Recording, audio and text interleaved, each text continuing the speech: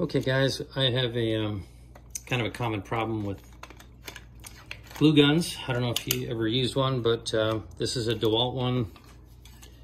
By all accounts, it was a decent gun. It's a, I don't know, what is that, a DWHT GR50. Good gun, haven't used it very much. And we used a little bit this summer and it went out. It just, you plug it in and nothing happens. So the main thing with these is the thermal cutoff. And you can buy these at Amazon for, I think I paid $6 for 4 of them. Here's what it looks like when it's not custom bent like that.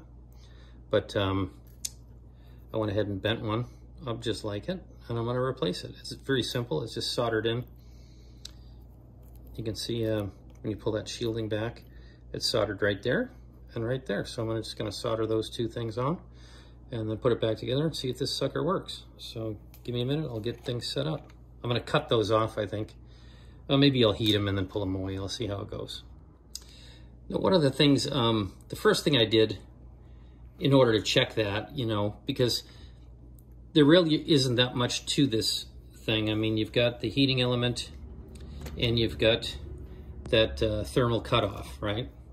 So really that's all there is. There's a, you know, power cord, and you've got, you know, your neutral and your hot running in here, and they split up. And I assume that's the hot that goes through the thermal cutoff.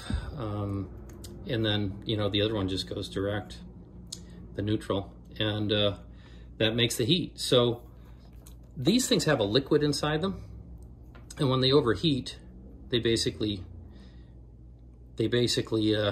no longer work. It breaks that continuity. So, you know, if you check these with a multimeter, if you check the one in your deal, I mean, it's not going to read 0, but it'll read, say, 0.2. Okay, so that's a good one. The one I've got here, on here when I read this, you can't see it right now. Let me put it over here so you can see it. Sorry. It's on its side.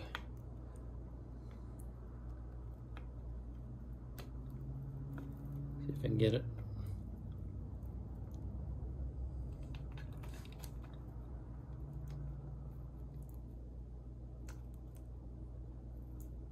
That's not even reading. There you go. So as you can see, it's not 0.02. So there is a lot of resistance there. So something has happened, and that's what it is, I believe, is that it got hot. Whatever reason, we were using it outside and you know, gluing some stuff, doing a little arts and crafts kind of stuff, and it just kind of worked out that that it shorted out. So I'm gonna go ahead and try to replace it.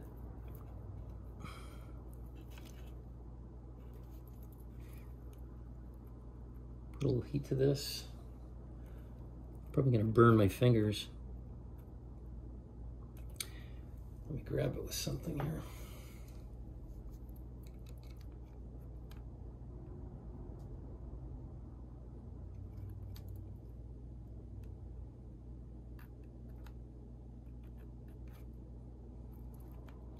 Probably gonna have to go ahead. It looks like a little clip that's on there, actually.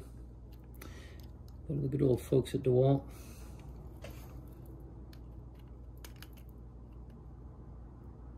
Yeah, that's a clip. So I'm just gonna, I guess I'm gonna go ahead and cut that. And then we'll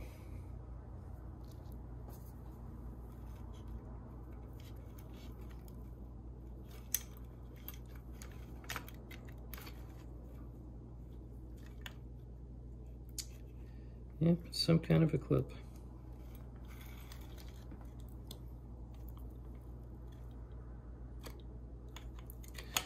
I guess I'll cut that right there and right there. Take that out, and then let me see what I can do here with these.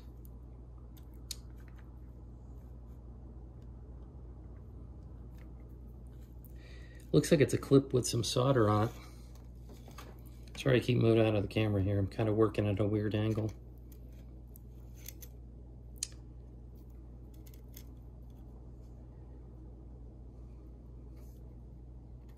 Yep, that's a clip. I don't believe I'm going to get that out. Hopefully, I'll just go ahead and clip this, and I'll pull the shielding back on it, on both of them, on the wire.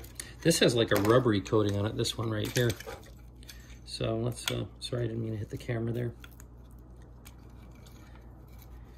And I'm sure for, you know, fire safety and all that, I'm supposed to have this, keep that intact, but sometimes things just don't roll the way you want them to.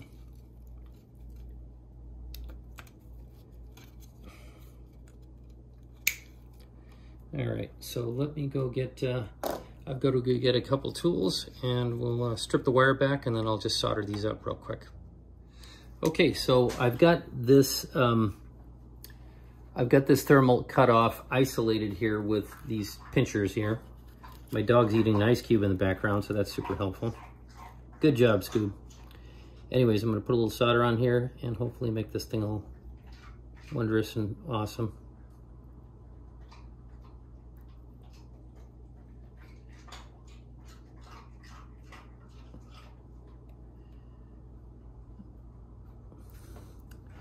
Soldering iron is just a tad too hot, but I think that'll do it.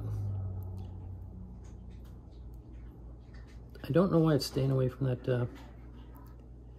There we go, that end right there. There you go. All right, I think that's good. So I'm going to just put this together, and since I didn't show any video at all of how I took it apart, probably not that helpful to show you how to put it back together, but literally this just sits in the cradle, the trigger goes back on, and then we plug it in and see if it works. So stay tuned. Okay, well, I plugged her back in, and as you can see, we're good. So if you have a glue gun, I don't think it really matters the brand if you can get into it. This is the thermal cutoffs that I bought through Amazon, but you can get them anywhere. Obviously not a Radio Shack, but anyways, hope this helps. And I'm gonna do some hot gluing. I don't know what, but I'll find something. I'll glue my shoelaces to my wall or something. Something fun. Anyways, thanks for watching.